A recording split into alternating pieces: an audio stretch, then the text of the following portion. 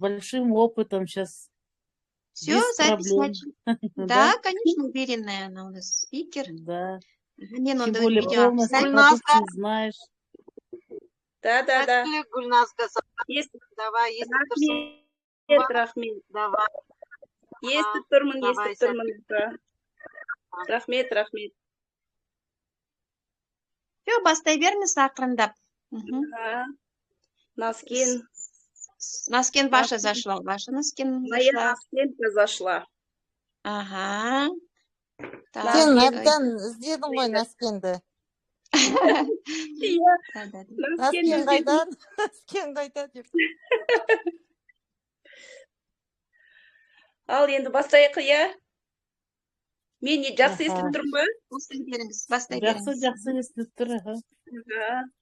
Ал қайырлы кеш, құрметті серіктестер, барлықтарыңызға, иә. Сөйлемейтін ханымдар, микрофондарын сөндіріп қойыңыздар, файнит будет, аха. Ал қайырлы кеш, құрметті серіктестер, қыздар екеуі өзіміздің күнде көріп жүрген қыздар, қарап тұрсаң осы чатта, барлықтарыңызға қайырлы кеш деймін. Я бүгінгі күнімізге сәттілік, енді аман есен осы вебинарымызды өткізейік. Менің атым Гүлназ деп өзім таныстырып кетейін, енді танымайтын адамдар бар арасында, я. Мен осы Атомиға келгелі, осы міне 2 жылдай уақыт болды. Менің келген себебім өзімнің сіңлім Гүлзат, өзімнің спонсорым прямой айтқан кезде осы Атоми туралы мен бірінші, как всегда, енді қорқамыз ғой, ой жоқ деп, келейік, біз айтайық, түсіндірейік деген кезде, жоқ керек емес деп отказ береміз бірінші, ең бірінші, иә.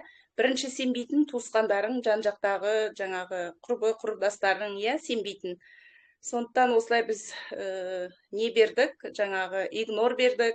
Одан кейін бір күні үйге келіп, Гүлзат маған осы 4 тапканы жағып, көрсетіп, үйде мамам болған как раз, мамамызға жағып, маған жағып, сөйтіп мен ғашық болып осы 4 тапты жиынтыққа. Гүлзатқа айттым, қандай керемет, мынау бетім күшті, деді прям, қандай күшті мынау деп. Сөйтіп едім, мен айтқанда тыңдамайсыңдар, міне қарашы қандай керемет болды бетің деп. Шында да жарқырап, бетім бір жаққаннан прям бір салоннан шыққандай болып, содан мен ғашық болып, осы Атомиға міне саған удостоверение, тірке мені, магазин аш, мен аламын мынаны бірінші, как раз осы өзімнің туған күнім 9 январға қарсы келіп, содан өзім туған күніме жаңағы 4 этапты жиынтықты подаркке алып, содан қолдана бастадым, содан басталды менің ғашықтығым осы Атомиға. Содан өзім жалғыз пайдаланбай, жан-жағымда адамдарыма, жаңағы құрбы құрдастарыма, көршілеріме деген сияқты, келініме, қыздарыма айта бастадым менде. Бір күні Гүлзат химахим туралы айтып жүрді. Содан мен уже ақырындап кірісе бастадым осы Атомиді, заттарын ақырындап зерттеп, менде қарап, жаңағы презентацияға келіп, Гүлзатпен бірге. Содан бір күні химахимді айтқанда, менің күйеуім өзі 8-9 жылдай болып қалды, немен ауырғанына, жаңағы псориазбен. Псориаз деген ауруды өздеріңіз білесіздер, иә. Тері ауруы, ол өте сондай бір мазаны кетіреді, сондай денеге жара шыққан кезде енді учетта тұрды, қандай осы Алматыда Хак медцентрда учетта тұрды. Каждый жылына 2 рет, 3 рет барып укол алады, больницаға да жатып шығады, бірақ ешқандай ештеңке көмектеспейді. Содан осы Гүлзат химахимді ала бастады, іш құрылысты тазалау керек деді. Содан енді мен давай көрейік дедім, не болса да көрейік, потому что енді продукциясы ұнап жатыр, ары қарай да ұнауы мүмкін деген ниетпен менде осы химахимді бисмилля деп ала бастадым. Біреуін алып, іштік. Мен де қалыспай жолдасыммен бірге іштім. Содан 1 упаковкасын алып, іше бастап, 2 упаковкасын ішіп болған кезде қандай обострение кетті, бүкіл денеге шықпаған жері жоқ, бүкіл денесіне қанап, қышынып, енді басына да, мұрнына да, бетке ғана шыққан жоқ, қалған жерінің бәріне. Енді ойлаңыздар, постель қандай болады, бұл қышынады, қанайды. Ой, енді бір мучение, Алла сақтасын. Енді содан 2 упаковкадан кейін жолдасым сондай болғаннан кейін, обострение болғаннан кейін ол айтты маған, жоқ, мынау керек емес, мынау өтірік нәрсе екен, мынау көбейіп кетті ғой деді. Көбейіп кетті, ішпей қояйын, мен ары қарай болды деді. Сонан кейін мен айттым, жоқ, ішесің дедім, до конца ішесің. Вообще положено 4 упаковка, курс лечениясы сондай екен деп, енді сұрақтарым болса Гүлзаттан сұрап сөйтіп жүрдім. Сонымен 4 упаковкасын ішіп көрейік до конца деп. Сонымен шыдамдылық уже әбден 8-9 жыл аурудан әбден мына осы псориаздан жалығып кеткен жолдасым жарайды деп сонымен іше бастады. До конца 4 упаковканы іштік. Уже санынан шатасып кеттім, шынымды айтсам, 4-еу ма, 5-еу ма, 6-ау ма. В общем, январдан бастап майға дейін іштік қой. Екеміз бірге. Мен де қалыспадым, содан екеміз осы июнь кезінде отпуск болатын болған. Сол июньге дейін тап-таза болып, жаңағы неден, оның алдында, осы химахимнің алдында бір пробиотик, Гүлзат бізге айтты, бір пробиотик ішіңдер деп. Содан бастап химахимді іштік, пробиотик іштік. Содан осы химахимнан өте керемет результат алып, отпускаға кетті, Көкшетаудікі жолдасым. Сол жаққа отпускаға барып, тап-таза болып, бірақ енді орындары қалды, әрине. Сондай керемет результат алдық, иә. Содан риза болып, одан енді тап-таза болып, денеміз тазарғаннан кейін жоқ, қоя салдық ішпей, енді 4 упаковкасын іштік, енді шықпайтын шығар деп. Одан кейін қысқа таман қайта шыға бастады. Содан қайта іше бастадық. Содан ақырындап Аллаға шүкір, міне қазіргі кезеңде міне шүкір, міне қыс бойы тап-таза денесімен. Енді бір тағы да бұны енді мен бір вебинарда осы Айсұлу Тасанова деген өзі врач, сол кісінің несін вебинарда болып тыңдап, сол кісіге бір сұрақтар қойдым. Осындай ішіп едік, бірақ қайтадан тағы басталып жатыр деп едік, бізге айтты маған. Осындай адамдар дұрыс түсінбейді, бір кішкене ішкеннен бір өте бір керемет бір жаңағы результат тосады. Бірақ ол дұрыс емес. Бұны енді мынау зашлакованность организма, бүкіл ішкі құрылысты тазалап болғанша әбден бұны ішу керек. Какой бір не жаңағы курс лечениені айтасыздар, көп ішу керек, 3-4 жыл ішу керек деді. Содан әлі тастамай ішіп жатырмыз, міне Аллаға шүкір. Иә, сондай бір жақсы результат алып, осы химахимнан ғашықтық пайда болып, өзім бүкіл продукциясын ақырындап ішіп жатырмыз, С витаминді алып жатырмыз, омеганы да, спирулина. Кеше мен бір үйде отырып, өзім кешке қарай немереммен бірге видео жасайық деп, спирулинаны қандай, қыздар, спирулина қандай керемет, спирулинаны ішіңіздер алып, спирулина ішіп жатырмыз қазір, химахиммен бірге араластырып, иә. Сондай бір жаңағы ағзаны тазартады, бір жеңілдік пайда болады. Оны химахимнан да әрине барлық іш тазарғаннан кейін уже адамда настроениеде болады, шаршау. Мынау біз тем более түнгі жұмыста істейміз. Жұмыстан келгенде, бұрынғы кезде атомиді білмей тұрғанда жұмыстан келгенде мең-зең болып, кешке дейін ұйықтап, шаршап, сөйтіп жүретін. Қазір ондай жоқ, Аллаға шүкір, осы атомиға келгелі. Мен қазір көріп жүр ғой, міне жаңағы нені презентацияға барамыз жұмыстан кейін, одан кейін қайтадан жұмысқа кетіп қаламыз. Или болмаса сөйтіп соны атомидің продукциясының арқасында өстіп, бірінші Алла әрине, екінші осы бізге жаңағы продукцияны берген Пахангел мырзаға ризашылығым мол деп айтсам болады. Я басымызды иеміз, осындай бізге продукциямен таныстырып, осы Атоми компаниясы сондай, шынымды айтсам, толқып тұрмын, әрине, кішкене керемет сондай бір результат алдық. Осы химахимді, спирулинаны әлі де ішіп жатырмыз, әлі де міне ішіп жатырмыз. Өткен жолы бір сет алдық, міне тағы да көктемде ішу керек, тем более. Бүкіл продукциясын енді кремдерін, жаңағы шампунь, бәрі түгел үйдің іші бүкіл атоми болды ғой. Мен немерелерім көреді, апаның атоми, телевизордан бір нені көрсе, атоми деп күледі ғой, апаның атоми деп. Сондықтан бүкіл үйдің бәрі қазір атоми, атомимен ұйықтаймыз, атомимен оянамыз. Аллаға шүкір, осындай бізді енді Гүлзатқа көп ризашылығымды айтамын. Одан кейін мархабат, міне мархабат екеуі ең басында бірге маған таныстыратын кезде мен бір ауызашар жасап, маған Гүлзат айтып, біз бір Мархабат деген қызбен келемін мен. Қонақ шақырып, ауызашарға шақырдым. Сосын Атомид туралы айтып, кішкене таныстырайық дегенде мен жоқ, керек емес, маған Атомид айтпаңдар деп. Сөйтіп, жаңағы не жасағам, енді қазір наоборот айтамын, қандай Аллаға шүкір.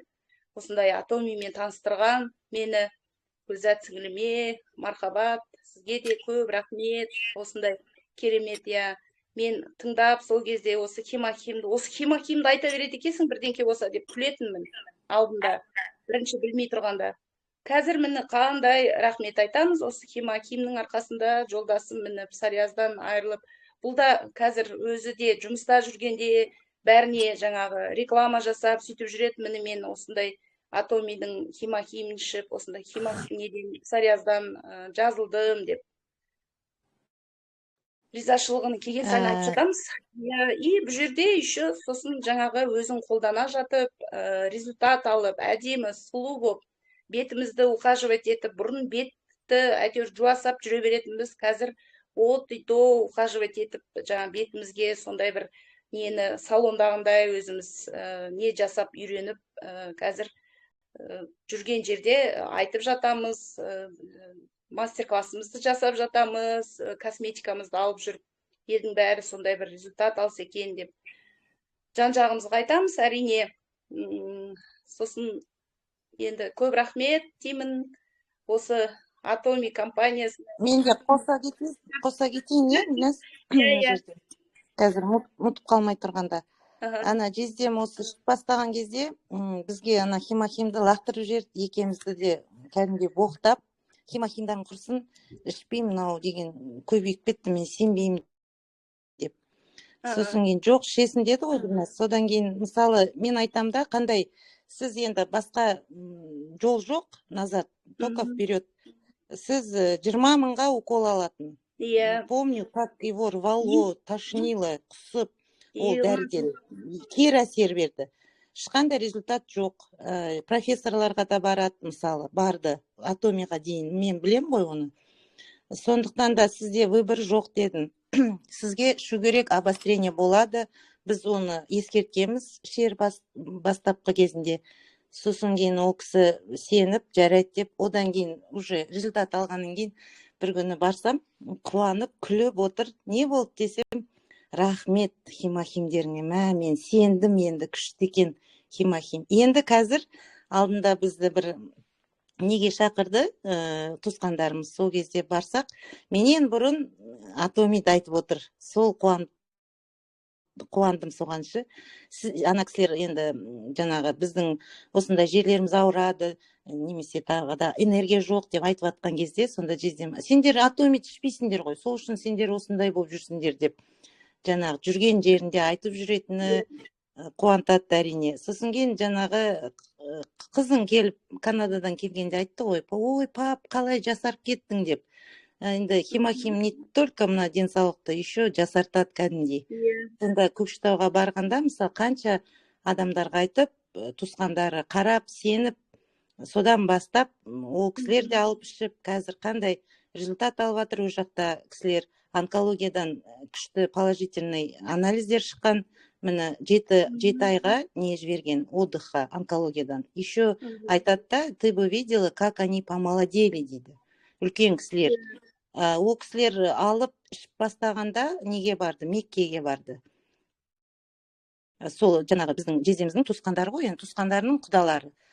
Сол кезде 45 адам вирус жұқтырған, өздеріне бәрі гриппен ауырған, бірақ именно сол апа мен ата ауырмай аман-есен келген. Сол іше бастағанына 1 ай болған.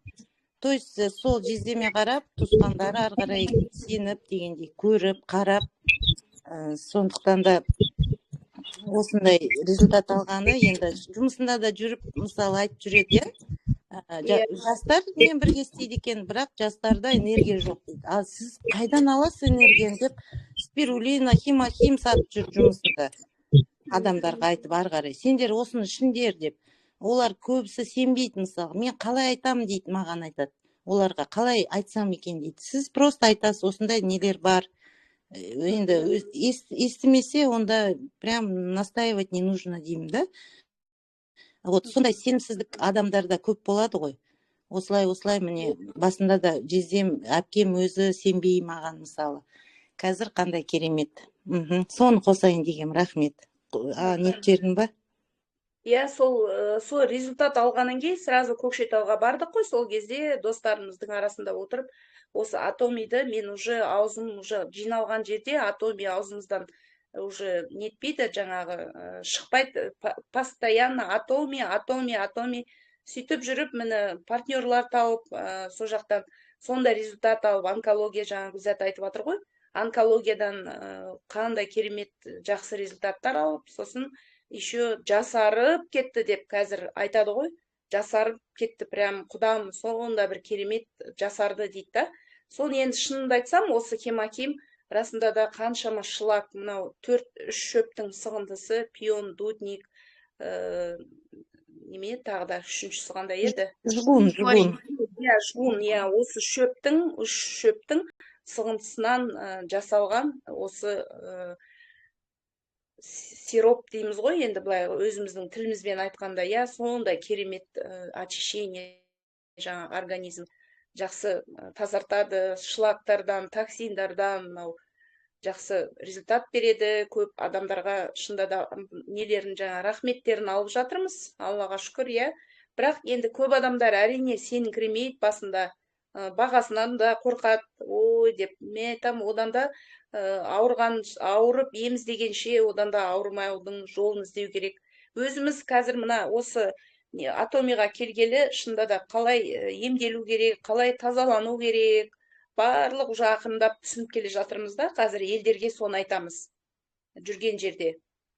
Атомиді тастамаймыз аузымыздан, жүрсек те, автобуста, үйде де, бәр жерде атоми. Атомимен жасарып жатырмыз, Аллаға шүкір, иә. Сол менің енді айтайын дегенім, осы хемохимнан өте керемет результат алдық. Күшті рахмет. Біз оған куәміз. Сіз сұрағанда қалын жолдасыңыз, ойбай, страшно деп жүретінсіз.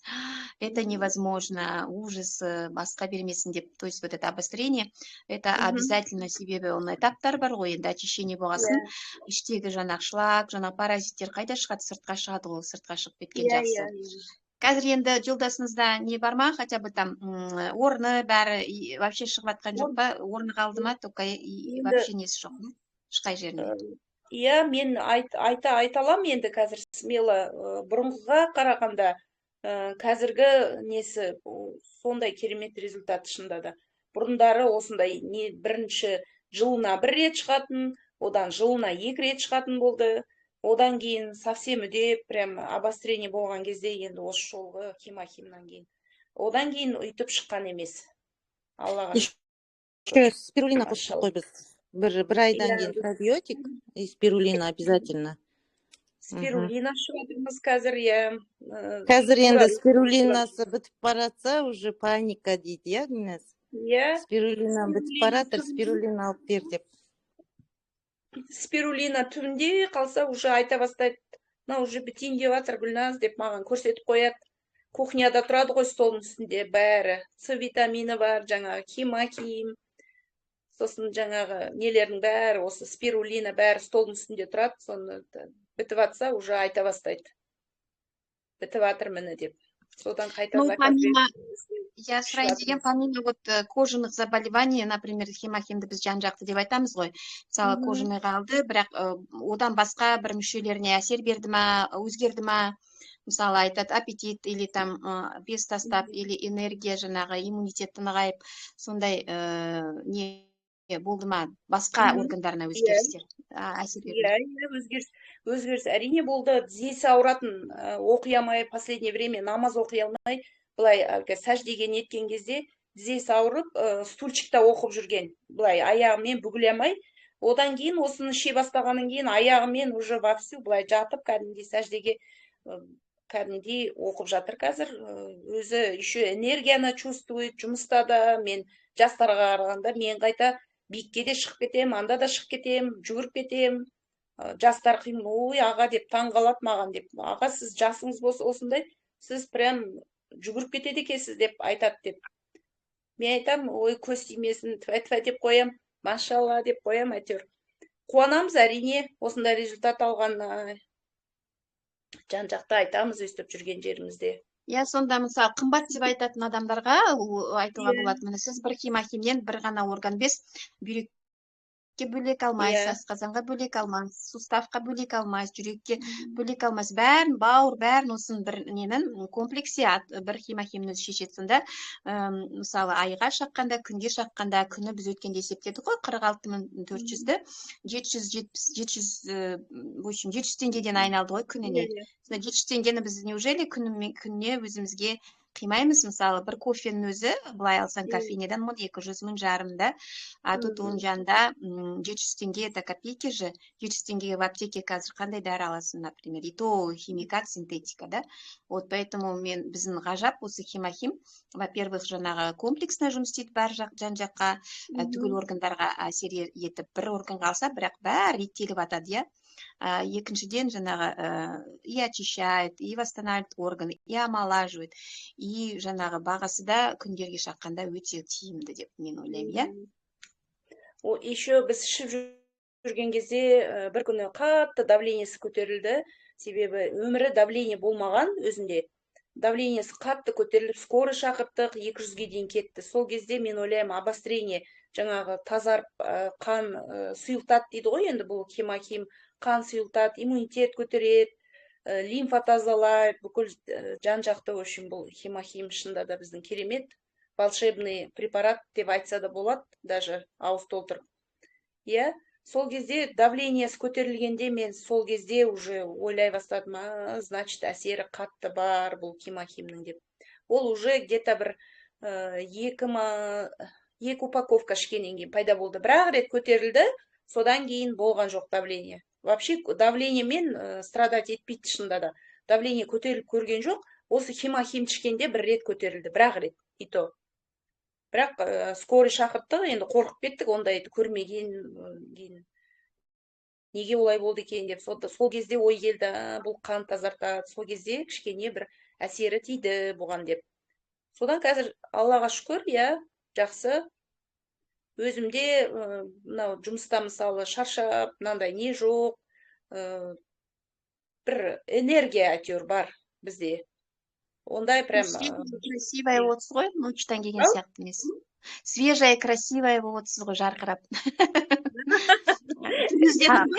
Серіктестер, Гүлназ, қандай керемет осылай эфирге шығып, өзіңнің жолдасыңның осындай отбасындағы нәтижелеріңмен бөлісіп, қандай керемет күшті мынау деген, енді шынымен кожный заболеваниемен ауырған адамдар біледі, иә, қандай қиын оның деген жаңағы күнделікті әсері, сол мазасын алып адамның қаншама адам қиналады, содан соншама жылға жүріп, осыны алып, қазір нәтижесін алған қандай күшті.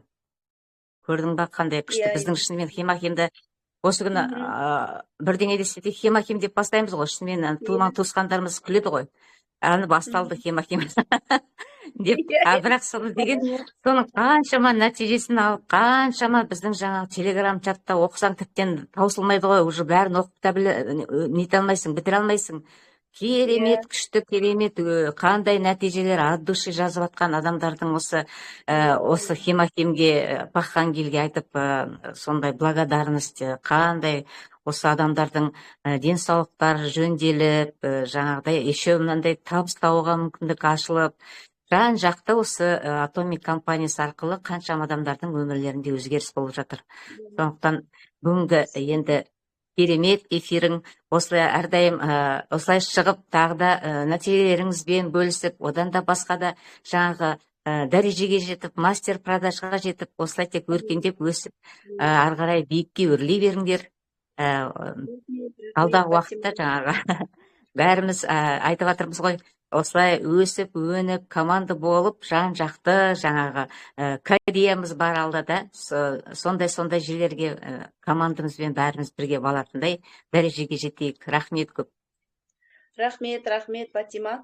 Иә, сөйтіп жүріп, міне осындай денсаулығымызды түзей жүріп, әдемі болып, сұлу болып, осындай команда ақырындап жиналып кеткенін білмей қаппыз. Агент болып, одан стептер жабылып, одан бір рет Гүлзат көрсетті, бірінші степ жабылғанда осылай болады, осылай жаңағы несін көрсеткеннен кейін уже порядогын мен уже каждый раз уже регулировать етіп отырдым, екі жақты да бірдей ұстап, мына жақта команда жинап, мынандай адамдарды тіркеу кезінде енді басында, конечно, қиналдық, көмектесті енді бәрі жан-жақтан. Иә, содан енді өзіміз үйреніп, қазір адам тіркеуде де, былай команда жинауда да ақырындап енді сөйтіп жүріп дәрежеге жеткенімізді білмей қалатын сияқтымыз. Аллаға шүкір, иә, команда өсіп жатыр, ақырындап ішіп жатыр, мақтап жатыр. Сөйтіп жүріп, енді Алла бұйыртса мастер продажға жетеміз ба деген ниеттеніп жатырмыз. Мен соған шынымен фокус жасаған адам, бұл жерде шынымен бір точкаға нетіп, алға қарай күн сайын жылжыған адам әрине жетеді осы нәтижеге де, алға қойған арман мақсаттарыңа да жетесіңдер. Өмірлерің шынымен өзгеріп, ертең осы бағытта ары қарай жылжып, жоғары қарай өсе берсеңдер, өркендеп, шынымен бәрі өзгереді. Соған тілектеспін. Рахмет, Батима. Батиманы енді көбісі мына жерде танымай отырған шығар. Біздің вышестоящий спонсорымыз Мархабаттан жоғары Батима ханым, бриллиантовый мастер. Таныстыра кетейін сізді. Иә, осы атомида денсаулығымызда түзейміз, әдемі болып, жасарып, бұрындарда и так жас көрінуші еді, қазір осы атомидің продукциясын ішіп, қолданып, бәрін қазір елдің бәрі таңғалады, осыншама жаста деп айтпайды. Жас көрінесіз деп. Мен сосын атомид айтам, иә, ішіңіздер, осыны қолданыңыздар деп жүрген жерінде реклама жасап, ақырындап. Иә, шында да бүкіл үйіміздің бәрі атоми болды. Қазір магнумға вообще кірмейміз да, ештеме алмаймыз о жақтан. Бүкіл химияның бәрін, осы жаңағы хостовардың бәрін осы жерден аламыз. Атомидан шампуні бар, порошогы бар, бүкіл жаңағы средства для посуды, губкалар, үйге керекті нәрсенің бәрін осы атомидан заказ беріп, осы атомидан аламыз. Сондай с удовольствием қолданамыз. Мен бір партнерім кешен арғы күні бір не алды, губкалар. Абсолют шампунь уже сняли с производства, бүгін сайтта жоқ, көрдіңіздер ма? Абсолют шампунь. Түседі, тағы да бір партия түседі деді. Нет, Альшер сказал, что последнее будет поступление деп. О, классно, мен прям переживать, мен не успела заказать сол шампуньды. Менде бар, бірақ еще хотела я запаспен. Ана новый шампунь тоже күшті екен. Сокса екі упаковка алды, нені, как его, шампуньды, и нені, губки. Вот ты все время рассказываешь мне, я хочу попробовать, деп. Ну, давайте, деп. Соны алып, кеше звондайды. Слушай, я, говорит, каждый раз посуду мою и тебя вспоминаю, дейді. На самом деле, почему я раньше не знала, дейді, да? Что они такие классные, действительно, вот. Мен айтам ғой, вот когда вы посуду моете, прям удобно держать в руке. Вот кайф, да, посуда жуғанда. Раньше прям андай губкалар бүйтіп бір-біріне езіліп кете ма, жоқ болып кетеді, потом крошатся, да? Ана посуданың ішінде жүреді, сосын. А біздікі прям смело тұрады ғой до конца. И действительно, вот сейчас вот прям кайфую, дейді, да? Қандай керемет сондай. Рахметтерін аласыздар осылай, тек қана айтып. Просто надо показать, попробуй, вот губки у нас, ты посмотришь разницу уже. И они антибактериальные, то есть она, губкалар, мысалы, столько бактерий собирает, оказывается, мы это не видим. Олар даже опасно, даже, мысалы, заражение крови болу мүмкін деп жазады ғой енді нелерде. Вот. А біздікі антибактериальный, то есть вот это вот средние нелері, пенообразователя, андай, керемет кептіріп жібереді жан-жақ. И дырочка есть, да, что повесить можно. Вот, когда сол правильно, когда мы объясняем, адамдар соны түсініп алған кезде ғана уже осылай рахметтерін айтады. Иә. Губка болып кетті ғой химахим арты. Химахим туралы мен алдында бір видео көрдім, тоже добавлю. Оказывается, 15 врачей участвовали вот сол разработкада химохимда, доказательный медицинаның 15 дәрігерлері қатысып, осы формуланы шығарған екен. Сонда жаңағы біздің президент өзі результат алды ғой. Потом он поехал с ними встречаться, и сол кезде енді я, говорит, не медик, я не знаю, каким образом он влияет на наш организм, как он поднимает иммунитет. Ему это было интересно, оказывается. Сосын врачтар түсіндірген, и ол, как бизнесмен, просто сказал, что, оказывается, 500 қана химохим сатылған екен жылына. И тек қана вот работники атомной электростанции и онкобольные, ну, в общем, онкологияға шалдыққандар ғана, и байлар ғана. И содан ол тек қана $750 болған ғой, қымбат болған. Сонда ол кісі айтқан осы химохимді, почему біз бүкіл әлемде, хоть бедный, хоть богатый, по одной цене, вот осындай количество. Я как бизнесмен видел, дейді, приоритеты вот, продажи химохима. Вот, и сонда қандай керемет сондай мүмкіндік алдық та, біз барлығымыз, бүкіл әлем, осы президенттің осындай ойланып істегені, өз результат алғаны бізге осындай керемет мүмкіндік беріп жатыр. Айта бер, Гүлназ. Күшті. Сұрақтарыңыз қойыңыздар Гүлназға енді. Сұрақтарыңыз болса. Ол береді. Бәрін біледі Гүлназ, уже тәжірибесі мол. Бәрін біледі. Рас қой. Біз біліп жүрміз ғой. На глазах растете. Біздің көз алдымызда бір-біріміз өсіп жатырмыз, тәжірибе алып, сол білім алып, сондай уже андай өзгерістер бар да бәрімізде, иә? Уверенность появляется у всех, потому что білім алғаннан кейін адам экспертный болады. Мысалы, жаңа адам сұрағанда, сіз нақылдатып айтып беріп тұрсаңыз, конечно, сенеді сізге. Ойбай, жоқ, мен біреуден сұрайын, қазір спонсорыма звондайын десе, это же не дело уже. А осындай кездесулер соны береді, на самом деле. Еще менің айтайын дегенім осы бүкіл продукциясын қолданып, өзің қолданып көрмей, ешқашан ешкімге ештеңе айта алмайсың, и былай қалай айтсам болады, мысалы бір продукцияны қолданып көрсең, сол кезде сен смело уже адамдарға айта бастайсың жан-жағыңда. Автобуста кетіп бара жатсаң да, жұмыста да, мысалы, қай жерде жүрмесең, қай жерде отырмасаң да, бәр жерде айтып отырасың. А если сен ол продукцияны өзің қолданбасаң, сен оны айта алмайсың. Сондықтан бәрін потихоньку қолдануға тырысып жатырмыз. Шынында да косметика жағынан болсын, бьюти жаңағы не жағынан болсын, порошок, шампунь, бәрін шынында да алып қолданып, сол кезде бірақ осы жаңа баттар болсын, немерелеріме жаңағы витаминдарында алып көрдім, ақырындап енді сразу болмаса да, жаңа кальций жевательный, сондай омега, сондай витаминдарын бәрін алып көріп, сондай бір өзің қолданғанда ғана бір рахаттанып айта алады екенсің. Соған көзім жетіп жатыр да. И смело сол кезде уже смело жүреді екенсің. А сен қолданбасаң, ешқандайын көрмесең, оны уже как-то басқаша айта алмайсың, уже кішкене бүйтіп нетіп қаласың. Сасқалақтап бір. А если көрсең, өзің сол кезде смело айта аласың. Я дұрыс айтасыз. Поэтому попробуй сначала через себя проведи, сонда уже ощущения, эмоции другие будут. Уже глаза по-другому гореть. Иә, эмоция сол кезде кәдімгідей уже смело айтып. Ең бастапқы кезде біз өзіміз үшін ашамыз ғой бұл магазинді. Осындай өнімдермен қолдану үшін. Әйтпесе, бәріміз солай келдік, әйтеуір бір продуктқа келдік. По здоровью или по красоте дегендей. Сондықтан да сол өз новичоктарға да сондай не береміз ғой енді, совет. Өздерің бастаңдар, если хотите, конечно, эко, мысалы алдында Хави айтты ғой, күнделікті біз қолданатын нәрсемізге мән беруіміз керек.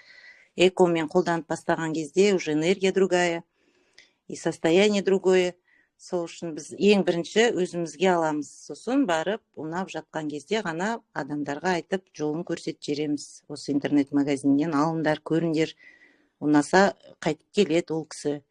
Ешкімді зорламаймыз, бір жақсы жер бұл жердеші. Ай сайынғы бір балдарға кіргізбейміз. Күшті. Гүлназ, енді, я знаю, мен өзім де иногда таңғалып қалам.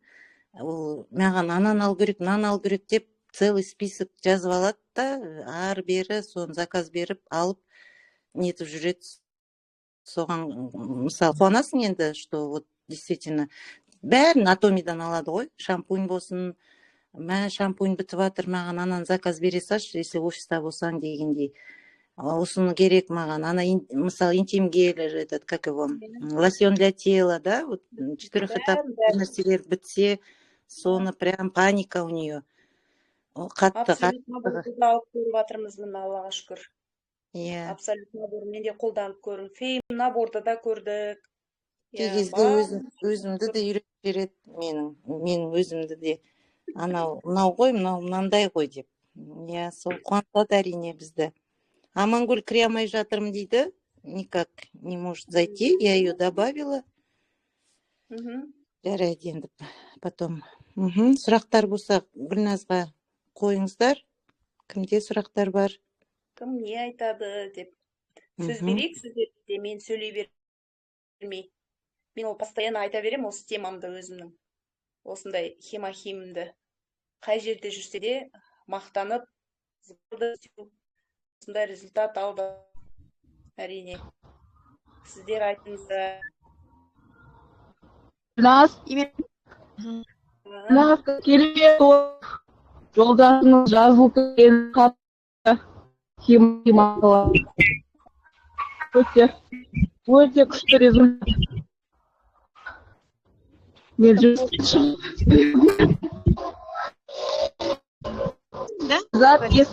мен даусым Вообще шықпайды.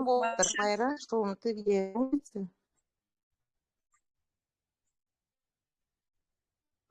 Вообще не слышно.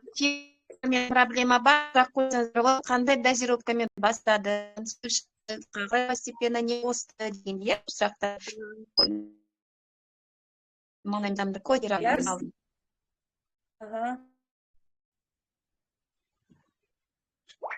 Бірінші сұрақ қойды ма осындай, мархабат? Жоқ, просто айтып жатырмын, көп адамдарда ғой, таныстар, туыстар тері ауруымен ауыратын.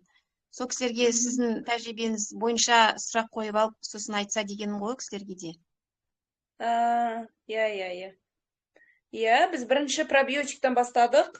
Гүлзаттың айтуы бойынша медик ретінде бізге сондай совет берді. Бірінші пробиотикпен жаңағы кишечник тазалау керек. Сіңімді болу үшін жаңағы химохим уже айдалаға кетпейтіндей. Содан біз нені ішіп алдық. Бірінші осы пробиотиктен бастадық. Содан кейін, как всегда, чайный ложка, сосын сөйтіп дозамызды үлкейтіп, күніне уже екеуден аспадық бірақ. Күніне 2 стектан ішіп отырдық. Гүлназ, сен айттың ғой, он типа здоровый, оған сразу 1 стигін беруге болады деп. Иә. Сонда біз қоймай қойдық, жоқ, чайный ложкадан бастау керек. Сонда сразу Гүлназ, жарты стик ішкеннен бас айналып, кәдімгідей почувствовал, да? Иә. Вспомнила қазір. Иә, сөйтіп, біз уже 6 упаковка іштік па, уже басында уже счет потеряла, мен шынымды айтсам. Уже каждый зарплатадан алып, месяц уже 2 раза алып, сөйтіп, уже ақша болмаған кезде қарызға да алып, сөйтіп ішіп, әйтеуір без конца, вообще без перерыва іштік қой, уже бітіп бара жатса, 2-3 жаңағы упаковка несі қалса, коробочкасы ішінде кішкентай, сол қалатын болса, уже мен жүгіремін, алып келемін, дайындап қоямын, чтоб вообще арасында үзбей ішетіндей стараться етіп, сөйтіп, Аллаға шүкір, әлі де ішіп жатырмыз, әлі де ішу керек. Оны біз осыншама жасқа келгенде, кәдімгі ішіміздегі зашлакованность бәрін тазаламасақ, ол бір деденде кім біледі, осындай тері ауру деген ол кәдімгі бұл паразит екен ғой, паразиттар іш құрылыстағы жаңағы теріде де, мынау сыртқа шығатыны сол екен. Тері ауруында осындай бір, біз больницаға жатқанда да ішінен укол салады да, сыртынан май жағып тастайды, салафанмен орап тастайды. Талай өзім барып тұрдым ғой больницаға жатқан кезде, анау 12-да да жатты, соның жанында Кожвен больница бар екен, сол жерде 1 рет, 2 рет жатты. Сол бір гормональный жағат, наверное, сыртынан кәдімгідей прям бір 2-3 күнде уже жоқ болып кетеді ғой, мына денесіндегі қаптаған нелердің бәрі. сосын іштен жаңағы система салады, сөйтіп ол жазылады, тап-таза болып үйге келеді, сосын 1-2 айдан кейін қайтадан басталады. Оның бәрі временный остановка екен.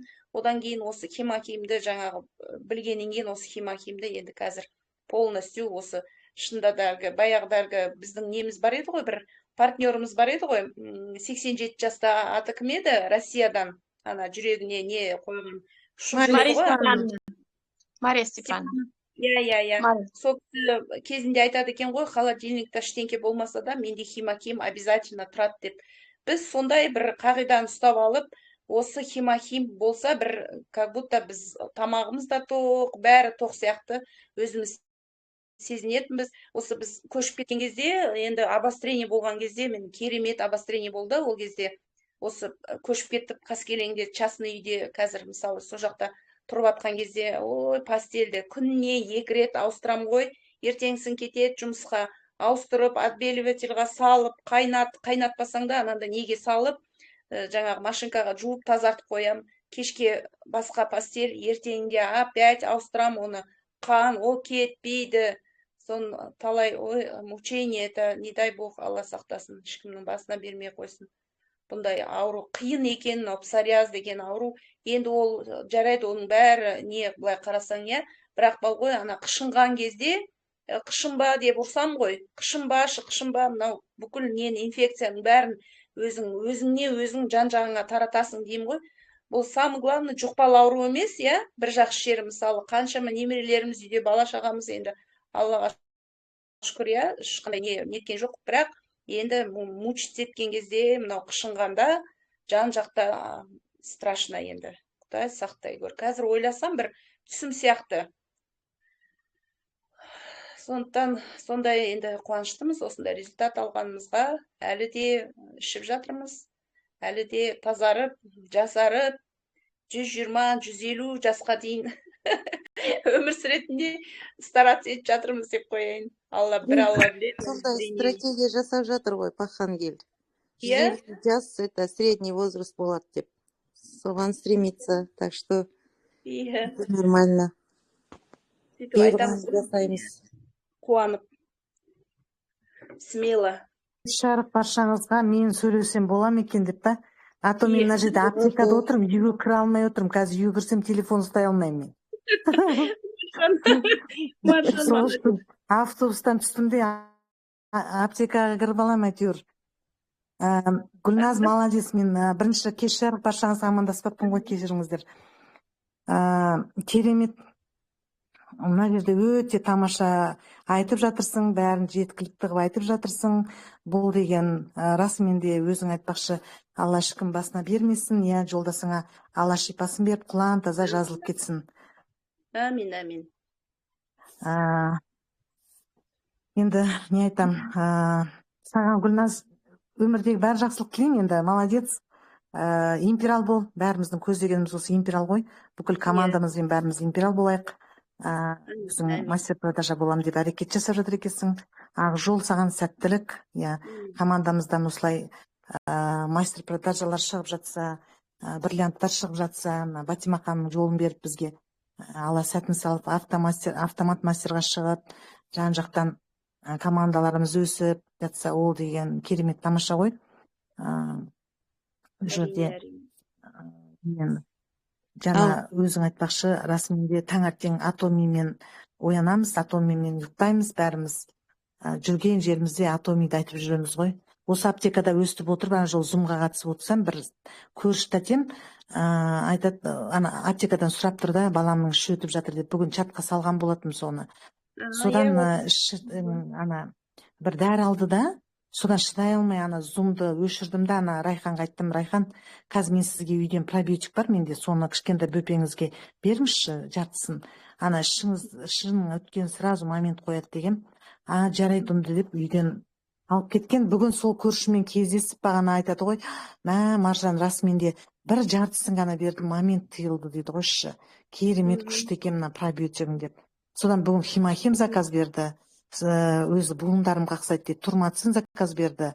Сонымен міне, шүкір, өстіп адамдардың тек қана рахметіне бөленеміз, алғысын бөленеміз, жан жақтан Сондықтан ана кейбір қыздар айтады ғой, ой, адам жоқ, кімге айтам, айта алмаймын, сен сияқты сөйлей алмаймын дейді. Ол деген ондай деген болмау керек. Бірінші өзіміз жаңағы қолданғаннан кейін, нәтиже алғаннан кейін, жаңағы Гүлназ өзің сияқты жанып айта береміз ғой. Сен де осылай көрші осы өнімді, химахимді, біз жолдасым мысалы жақсы нәтиже алып жатыр деп өзің жан-жағын айтып жүресің постоянно. Ылғи да сен маған нелерін саласың, осындай до и после. Соның өзі керемет. Сол енді не айтам, бізде енді айта берсек көп, әрине бізде өнімдердің барлығы тамаша ғой. Енді бір өнім үшін біз ұятқа қалмаймыз. Осы Атомимен таныстырған Гүлзат, саған алғысым шексіз. Рахмет айтам. Әйтеуір қоймай бутикта отырсам да келіп, маған жаңағы Гүлназға жаққандай чүтіргі тапқын жағып, одан кушон жағып, сонымен кушонның қалай бомба жасап кеткенін білмеймін. Гүлзат айтты ғой, сен бомба деп айтсаң, мен қорқып шоши бастадым. Содан неден бір айдың ішінде бірінен кейін бірі 33 адам тіркеліп, әр адам бір заттан алған ғой. Мен оны өзім білмеймін, автоматтан кетіп қалған. Сонда маған жаңағы талия мүнгендердің сыйлығы 2 упаковка химахим, 1 упаковка силактив абсолют набор ғой, 81.200 теңге. Сол маған мықты мотивация болды да. Мен айттым, мен деген бар жоғы бұл жерде тілмен ғана жұмыс жасадым ғой. Мен Пахангел айтпақшы. Бізге айтты ғой, кәне тілдерін көрсетіңдерші, тілдерің бар ма деді ғой бізге. Білесіздер ма, сол кезде академияға келгенде бәріміз бүкіл зал болып күлдік еще. Сол айтпақшы, только бұл жерде тілмен ғана жұмыс жасаймыз ғой, ауызбен айтамыз, болды, бар болған сол. Айта беру керек, біз жалықпайшы, адамдар өздерінен өздері деп жаңағы адамдардың мынандай ана Бақыт ханым айтады ғой, энергетикаға келеді деген рас екен. Адамдар өзі статусынан көреді де, мысалы статусқа салуды ұмытпаңыздар. Статус керемет жақсы жұмыс жасайды. Ол статус сіздерден аренда сұрамайды ғой, ақша сұрамайды. Алыңыздар да роликті статусқа салыңыздар, міндетті түрде статус арқылы хабарласады екен адамдаршы. Мынаның бағасы қанша, мынаның бағасы қанша, мынау не деп, маған заказ жасашы деген сияқтышы. Сол ешқандай қиындық жоқ. Бұл деген ойнап күліп жасайтын бизнес қой. Жаңа Гүлзат айтатын ғой, ұйықтап жатқанда топырлап ақша түседі деп. Расымен солай екен, ұйықтап жатқанда топырлап ақша түседі екен. Мен басында Гүлзат пен Марқаға айтатын ғой, мен қайтсем де Атомидің машинасын алам деп. Сөйтсем екеуі маған айтады, ой, машинаны сіз деген 6 секунд аласыз, оны ана империалды көздеу керек. Мен айтам, не нәрсе ол империал деген? Сөйтсем айтады, ол деген айына $100,000 доход дейді да. Сонымен менің арманым осы жерден орындалады екен ғой деймін да. Өйткені менің бала кезімнен арманым қормен айланысу, адамдарға көмектесу, үйі жоқтарға үй әперіп, балаларын оқыталмағандарға ақша беріп, тамақ жоқтарға тамақ әперіп деген сияқты, сол арманым осы жерден орындалады деп өзім іштей сенем да. Мен Аллаға сан шүкір айтам, тәуба деймін. Сол енді не айтам, баршаңызға ең бастысы мықты денсаулық тілеймін. Табыстарыңыз мол болсын, берекесімен болсын, заман тыныш болсын, аспанымыз ашық болып, мына Пахангел мырзамыз 500 жасасын, жасай берсін, жаман болсын. Сол химахимді ішіп, жасарып, әдемі сұлу болып жүрейік, табысты болып. Сол Гүлназ, молодец, мен ризамын, керемет жақсы өткізіп жатсың. Айтам енді. Баршаңызға, осы жерде отырған баршаңызға сол армандарыңыз, ойларыңыз, мақсаттарыңызға жетіп, империал болыңыздар. Сәттілік. Рахмет, әумин. Империалсың ғой сен. Мүмкін болса, мен айтсам бола ма? Болады. Естіліп тұр ғой, да? Мен за рулем келе жатырмын, жол жөнекей өшіп қалды. Вы временно выключите свой микрофон, Фаня. Кто не говорит, выключите. Да. Выключите микрофон. Өшіп қалды где-то 15 минуттай ма, ұстамай қалды телефоным, сосын қайтадан әйтеуір қосылып алдым. Біраз информацияларды естіп, өте өзіме керек дүниелерді алып отырмын. Жалпы Гүлназға мен үлкен рахмет айтқым келеді. Неге десеңіз, бұл деген жанұяның үлкен құпиясы ғой, былай қарап отырсаңыз да. Жай ғана құпия емес, бұл кәдімгідей бір жанұяның бір жанына бататын проблемалардың бірі. Бұнымен көбі бөлісе де бермейді. қазақта бір жаман сөз бар енді, ауруын жасырған өледі дейді. Бірақ Құдай сақтасын да, бірақ бұл бір атомиді бір жарнамалап, болмаса бір осындай бір керемет дүниенің алыңыздаршы деген дүние емес. Бұл Гүлназдың отбасындағы бір өзінің жанындағы жанайқайын мен бүгін естігендей болдым. Сондықтан соның бір шешімі табылғанға мен қуанып отырмын. Біз бәріміз өзіміз былай қарап отырсаңыздар, бір жоқ іздеп жүрген адамдармыз. Біреуге бір жанына жақын адам керек, жылы сөз айтатын. Біреуге бір дәрумен керек, біреуге ақша керек, қаражат сияқты, біреуге баспана керек, біреуге одан да басқа жақсы жұмыс керек, жанына жайлы ше, кейбіреуге уақыт керек, тіпті уақыт тапшы болып жатады. Сондай дүниелермен салыстырып қараған кезде, мына Гүлназдың осындай бүкіл үйіндегі өзінің қандай бір қиыншылықтан өткені, жаңағы оңай емес, әйел адамына өзі де бала шағасы бар, немересі бар, бәріне қарап жүреді.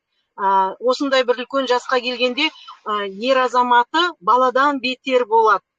Сұмдық қой бұл. Мысалы, ладно, кішкентай кезде жүргегін ауыстырасың, жаңағы постелін ауыстырып қоясың, кішкентай баланың киімін ауыстырасың, ол басқа дүние. Мына жерде мен жаңа тыңдап отырып, Гүлназдың осындай табандылығын көріп, осындай жаңағы ем іздеп, жоқ іздеп жүреді дедім ғой, біреу ем іздейді. Сондықтан осы ем іздеп, осыны бізбен бірге бөлісіп, қандай да бір құпия болса да, соны жария қылып айтып отыр да, бізге де бір көмегі тисінші деген үмітпен. Сондықтан да мен үлкен рахметімді айтам.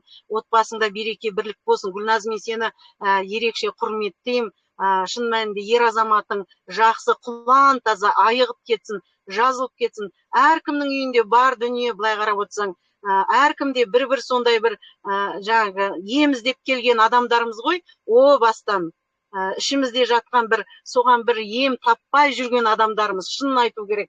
Сондықтан да мен өте ризамын бүгінгі сіздің мына айтып отырған әңгімеңізден. Шіркін, мен бүйтіп ойлап отырмын, мына нені, сіздің айтқан сөздеріңізді бар ғой, үзіп бір мынандай контент, кішкентай видео қылып қоюға болады екен.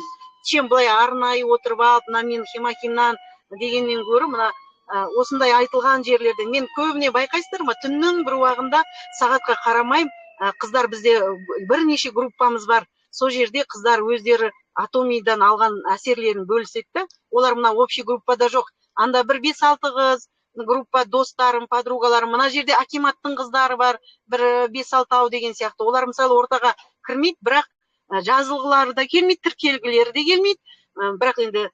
Бірақ осыны көргісі келеді. Қандай да бір ем алғысы келеді. И солар өздерін нелерін, жаңағы алған әсерлерін бөліседі. Түнде мен үйге келгенде кеш келем ғой, жұмыстан кеш келіп қараймын да, соны сразу аламда ананы рұқсатсыз салып жіберем сіздерге, өзіміздің неге, жарқын өмірге. Чем былай сен маған отзыв жазып жіберші, пожалуйста, ана жазған нені әсеріңді жазып жіберші дегеннен көрі, сол жерде жазылған, сол жерде айтылған дүниелерді мен салуға тырысам. Себебі ол шынайы отзыв, ол бір жасандылық емес, ол бір атомидің продукциясын өткізу емес, болмаса мен өзімнің жаңағы немді товарооборотымды өткізудің мақсаты емес. Бұл жерде шын мәнінде адамға бірінші керегі денсаулық. Сондықтан да Гүлназ, сен осы псориазбен ауырып жүрген қаншама адамдар бар. Менің құдаларым жағынан, абысын жағынан қаншама нелер бар, сондай жасырып жүрген. Жұмыста да біраз адамдар бар. Мысалы, өткен жол бір официант баланың қолы сондай болып тұр екен да, оған да неттім мен, ол шошып кетті. Мен айтам, сен менің телефонымды ал, өз телефонын бермесең де менің телефонымды алып қаш. Телефонын бермейді да маған, ана қолының бәрін мен көріп тұрмын. Бүйтіп жасырып қояды, перчаткамен бүйтіп киіп. Мен айтам, енді ондай адамдар официант болып жұмыс істемеу керек қой. Ананы көріп мен вообще жаман болып қалдым. Ол да бір үлкен жерде жұмыс істеп жатыр, сондай бір неде официант болып. Сондай дүниелер ғой. Енді артық айтып кетсем айып етпеңіздер, бірақ мен бүгін Гүлназдың осындай шынайы өзінің эмоциясымен, өзінің жан ұясындағы болып жатқан жағдайлармен осылай атомия арқылы жақсы нәтижеге жеткеніне бөлісіп жатқанын айтқанына өте риза болып тұрмын. Саған үлкен рахмет. Отбасыңда береке, бірлік болсын, жаным. Рахмет.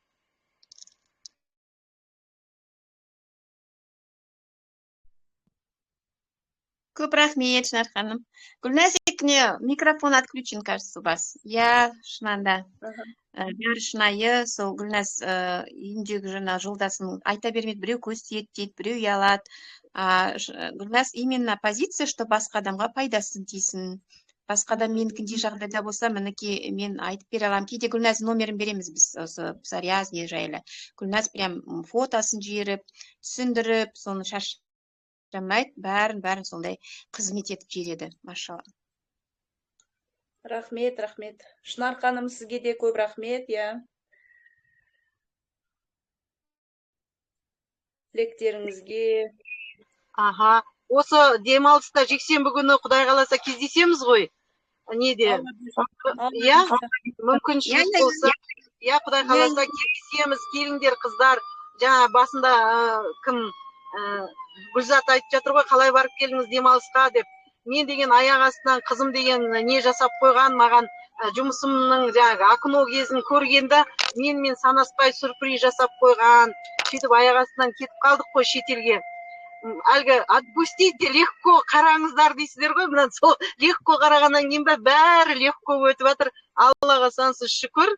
Осы жаңағы нелердің бәрін бір ранктарды жабу деген сияқты өзі бір аяқ астынан сол бір өздерінен өздері адамдар да табыла қалып, өздерінен бұрын деген жүрегіміз тарсылдап қорқып жүретін едік, ойбой жаба алмай қалам ба, бола алмай қалам ма, қайтеді, алам деп тұрып алмай қалама деп. Қазір Құдайға шүкір деп айтайын да, қыздар шын мәнінде просто отпустите дейді ғой, Марқа айтады ғой, отпустите деп, Гүлзат екеуі. Сол отпускать еткеннің өзінің арқасында мына шын мәнінде бәрі жеңіл өтті.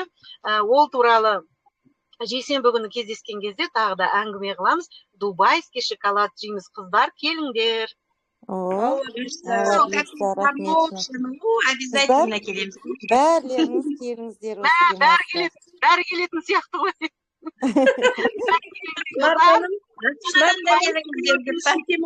Обязательно. Жұғысты болсын деп келеміз ғой, Шынарка. Бәріміз Дубайға барайық біз. Бұйыртса Дубайға. Гүлбақыт ханымды бәрін құттықтайтын боламыз, ол бөлек тақырып. Енді бірінші Халла, екінші сол команда болып бір жұмыс жүріп жатыр. Оның бәрі жарияланады. Сол демалыс күні бір күшті тосын сый болатын сияқты ғой, Шынар сияқты болып тұр ма? Соған жетейік, енді аз қалды ғой, кішкене. Азынан көбінен азы қалды. Құдай қаласа. Я дұрыс айтасың, ханым, айтады ғой, если товарооборот не идет. Енді мен шыға берейін, ренжімеңіздер, жарай ма? Жақсы, давайте. Я Маржуха, ренжімейміз, жақсы. Баршаңызға сәттілік, аха, давайте. Давай, Маржан.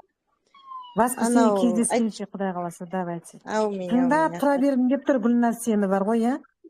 Давай, жақсы. Жақсы. Сендер айтады ғой, Шынар ханым, если у вас что-то не получается, меняйте себя дейді. Только біз өзімізді өзгертіп қана барлығы солай жақсы бола береді, өзімен өзі ше. А если мы хотим от кого-то, требуем изменений или там оларды напрягать етсек, ол олай болмайды никогда. Мы не должны ожидать дейді ғой. Сондықтан да, когда біз, Шынар ханым. Пробкада тұрмыз әлі.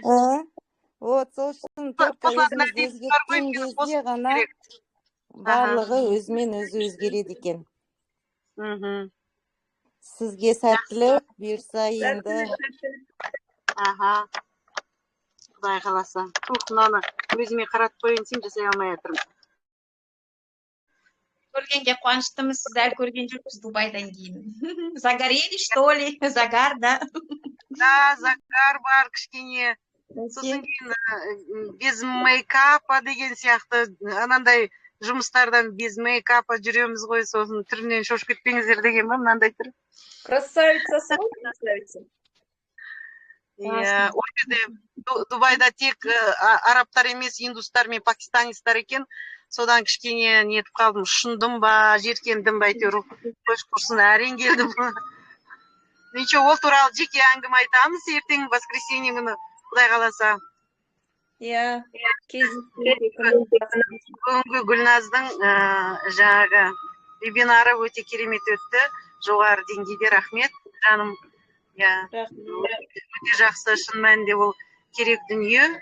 Бәріміз де сондай нәрселерді өте іздеп жүреміз. Шынайы отзыв деген ол керек. Әйтпесе адам деген нанбайды, сенбейді деген сияқты. Қанша жүрсек те ойлаймыз ғой, қойшы осы деп. Кейде өзімізден аяп қаламыз. Кеше ғана жаңа Марха ханымға айтып жатырмын. Кеше Мархамен сөйлесіп жатқанда как раз қасында бір қыз отырды. Сол қыз бір хим заказ беріп еді. Мен оны біреуге беріп жібердім да. И ол айтады да, мен деген ақшасын төлеп қойдым ғой деп, жаңа енді қалжың болып жатыр ғой, зауқа ғой өзімнің. Сонан бір жігіттің сахары 17-18 болып кетіпті. Оған енді біздің жігіттер айтқан екен да, хим алғандар. Әй, Шынарда күшті хим деген бар. Сен соны алсаңшы деп. Соны тыңдамай қойған ғой. Сон жұмыста отырсам, бір неприятный запах идет с рта у него. Біз енді көп сөйлейміз ғой, обсуждение болады, за столом отырамыз, круглый стол, жаңағы талқылаймыз жұмыстарымызды деген сияқты. И когда он разговаривает, аузынан неприятный запах тұр. Ол мен қасымда отыр. И мне так плохо стало. Сосын мен айтып жатырмын, что-то говорю, сен не біртүрлі темекі тартып жүрсің ба деп не қылдым да енді. Айта алмайсың ғой енді. Сөйтіп едім, менің қантым қазір 17-18 болып кеткен, Шәке осындай болып жүрмін деп. Мен айтамын, жап-жассың ғой саған, не болды, шашың түсіп қалған, мына түрің не деп. Сосын мен Зауреге алып келген немді айттым, мынаны аласың. Мен қазір жағдайым болмай тұр, мен анамына. Жағдайың керек жоқ, когда жағдайың болады, қайтарасың, мынаны просто ішіп көрші, ұнамаса қайтарып бересің дедім. Мен сенің қазір ақша сұрап тұрған жоқпын, сен мына түріңді қарашы дедім. Еще тіс қапты, бір тісі түс қапты. Уже сахардан сыпется. Сосын кейін 4 күн өтеді, 4 күннен кейін үйлену деген спектакль болады. Сол спектакльге келеміз екеуміз бірге. Мен оны ұмытып кеткем, оған не бергенді. Маған келіп дейді ғой, Шәке, рахмет сізге. 5-5 дейді. Немене 5-5 деймін? 5-5, менде де 5-5 деп қоямын. Өзімше Сәлем 5 болып тұр деп тұрмын ғой, қайдан білейін. Содан бір Күнсұлу деген қыз айтады, Шаяхметова, немене 5-5 деп жатсыздар деп.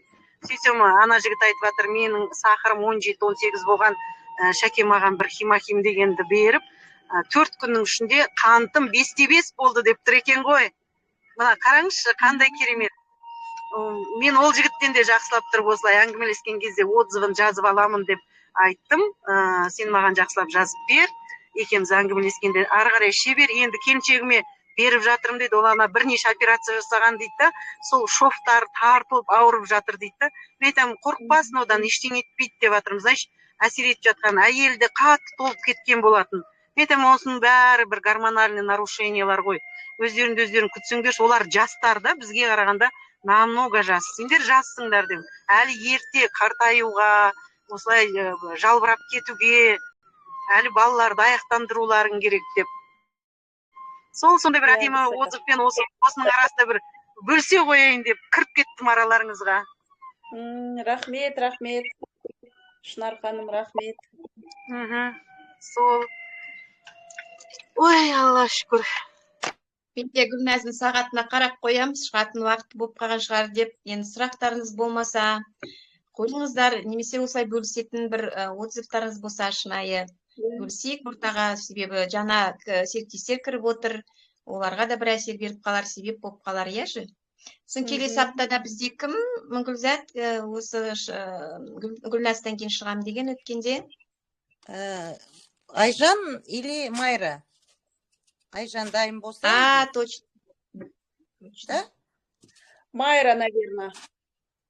Айжан после Майры, кажется, да? Айжан өткенде или кім шыға ма? Айжан шыға ма екен? Айжан, дайынсыз ба келесі жұмаға? Саламатсыздар ма? Жоқ, дайын емеспін, сразу айтайын. Бірақ Мирас екеуміз шығамыз деп айтқанбыз, Мирас білмеймін деген тұр. Әрине. Кеш жарық, құрметті тәлімгерлер, сөйлеуге бола ма, рұқсат па? Рұқсат. Дауысым естіліп тұр ма?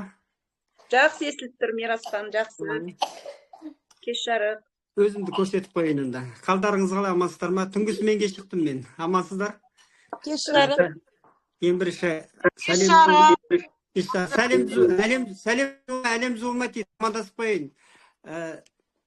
Наставниктармен, тәлімгерлерімізбен, барлықтарыңыз көргеніме қуаныштымын. Құдай қаласа, либо Айжан шығады, либо кім шығады? Мұхаммед Али шығады. Екеуін де дайындап отырмын ақырындап. Осы жерде болады.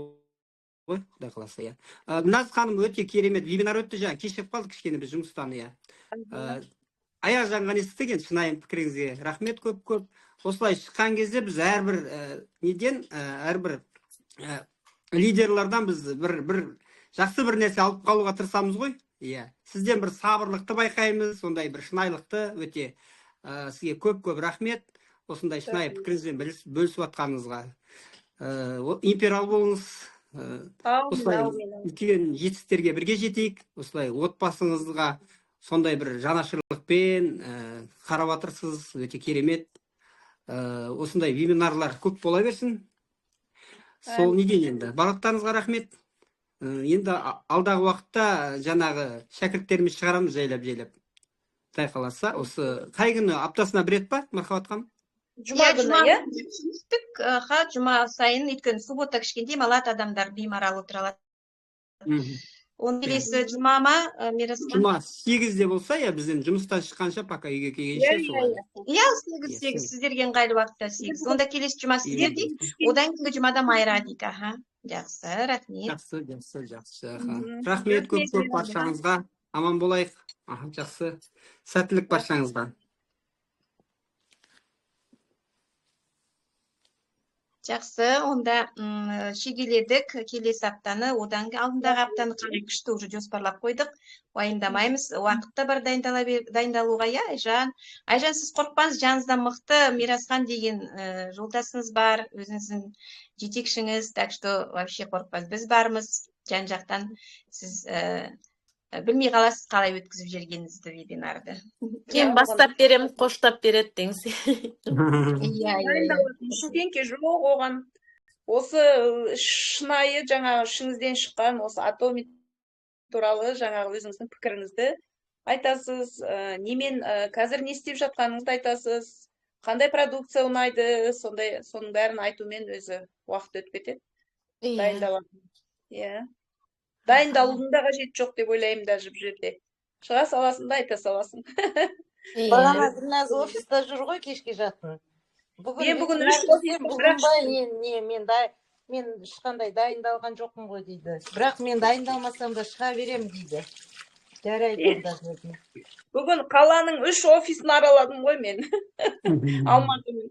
Анау Абай Масанчиға дейін бардым, Тлендиеваға, неге дейін бардым, в общем, бүкіл офистарды араладым бүгін. Өзі какой-то бүгін күн болды сондай, Аллаға шүкір, иә. Утра кеткеннен сағат 5-те келдім ғой үйге. 5-те бірақ кірдім. Мен адамдарға өзіне алуды үйретіп мәз болып жүрмін. 2-3 адам өзі алып жатыр. Аз ақша болса да мен қуаныштымын. Бақыттан басымайын алып жатыр бүгіндікке. Айжан, соның өзі бір не ғой? Бір өзінің әркімнің таланты бар да, әртүрлі.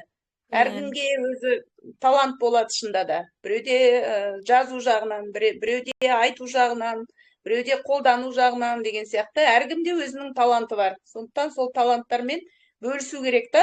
Осындай әңгімелеріңді, осындай нелеріңді айтқаннан кейін ақ уже ары қарай вебинар деген осы әркім өзінің атоми туралы жаңағы результаттарын айтады, қалай танысқанын, қалай келгенін, өтіп жатқан жаңағы қандай жұмыс жасап жатқанын айтады. Вебинар деген осы міне талай неде де осы офистарда да сахнаға шығып ештеңке дайындалмасақ та өзіміздің результатымызды айтып сөйтіп уже бәрі біліп алған, уже мені көрсе бәрі біледі, уже Сарияздан күйеу жазылған деп бәрі алыстан айтады ғой уже бәрі. Осы енді қуанышпен айтамыз ғой, әрине осындай компаниямен танысқанымызға, осындай біздің президентімізге сондай керемет компания біз үшін арнап, осындай біз сияқты адамдар үшін мынандай кезінде оны мысалы $770 болған кезінде қандай адамдар достатке адамдар только іше алған мысалы, а қазір простой біз сияқты міне зарплатадан зарплатаға жүрген адамдар мысалы іше алады, доступный, кімге денсаулық керек, елдің бәрі алып ішеді оны, былай қарасаң, иә? Особенно мынандай проблемный, уже созылмалы ауруларына жаңағы алып ішіп результат алғаннан кейін, әрине бұл компания бәрімізге осындай бір результат береді. Атоми компаниясы жасасын, так что жерде абсолютно качество в абсолютной цене дейді, иә, бағасы онда енді қазір 1 марттан бастап кішкене қымбаттайды деп жатыр, 10-15%-ке, иә. Бәрібір на всю жизнь все равно не запасемся, бәрібір аламыз оны қымбаттаса да, иә. Ол енді үйреншікті жағдай ғой, бәрі қымбаттап жатыр күннен күнге, қайта Аллаға шүкір біздің Атомида нелер ондай прям доступный ғой бәрі. Денсаулық үшін ештеме аямау керек деп ойлаймын мен. Өзім сондай неге келіп осы күйеуімге жаңағы результат алғаннан кейін сондай өзім сондай девизбен жүрем да қазір. Денсаулық үшін жұмыста да біреу бір жері ауырса, алып ішші осыны, неге аяйсың ақшаңды? Денсаулық керек қой, әлі жить надо деген сияқты. Енді бір Алла біледі ғой, иә, мысалы біздің қалай не алдымызда не күтіп тұрған, бірақ сонда да әрекет етсең, жаңағы кішкене денсаулығыңды түзеп бізге аманат қылып берген, денсаулықты уже жақсы аманатпен сондай сөйтіп қарау керек деп ойлаймын енді. Бұның алдында әрине біз білмедік, аптеканың дәрілерін жаңағы больницаға қаралып, жатып шығып, ішіп жүрдік, например, иә. Қазір мысалы аптекаға кірмейміз да, бармаймыз да, бір жеріміз ауыра бастаса, уже осы Атомидан ем іздей бастаймыз. Шын ғой, иә? Мысалы қан азайып кетсе, или там наоборот болып кетсе, или бас ауыратын болса, мысалы асқазан ауыратын болса, осы қандай ем болады екен?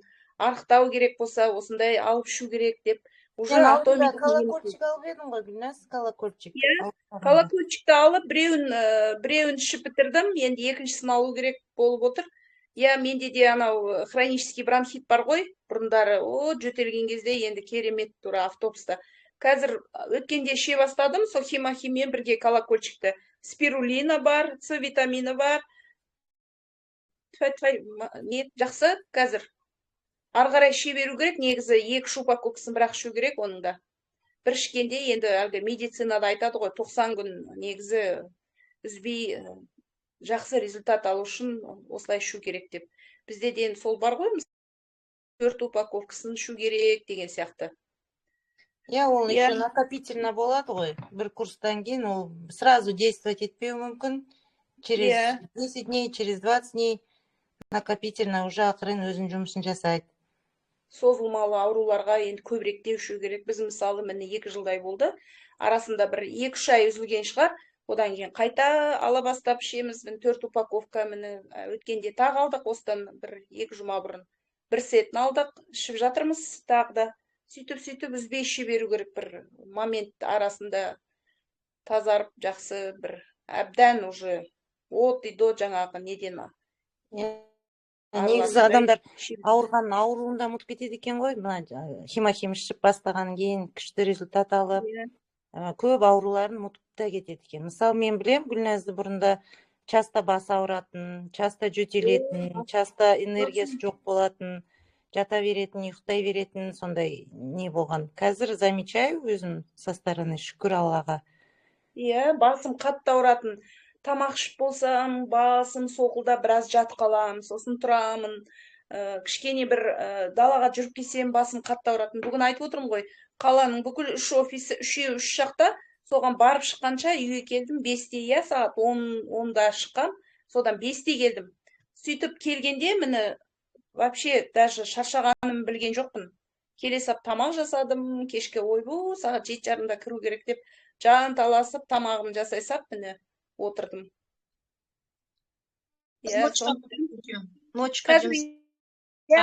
Қазір бұйырса пакетімді дайындау керек, формаларымды жинау керек, ночқа жұмысқа барамын. Все, онда сізді самет, иә, босатайық енді, иә, давайте, Гүлназды. Рұқсат болса, енді сұрақ жоқ, иә.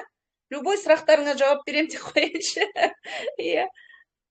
Сұрақ жоқ болса, онда мен рұқсат болса, осы мен аяқтайық деп ойлаймын. Енді ары қарай өздеріңіз жалғастыра бересіздер, может, мен жиналайын жұмысқа, қазір автобус тоқтамай тұрғанда жетіп алайын. Анау город, центр города, Сум жаққа бару керек қой маған. Сондықтан барлықтарыңызға көп рахмет, уақыттарыңызды, алтын уақыттарыңызды бөліп, мені тыңдап, сондай керемет, бізге ниеттеріңізді, жаңағы тілектеріңізді айтып жатсыздар. Көп рахмет барлықтарыңызға, иә.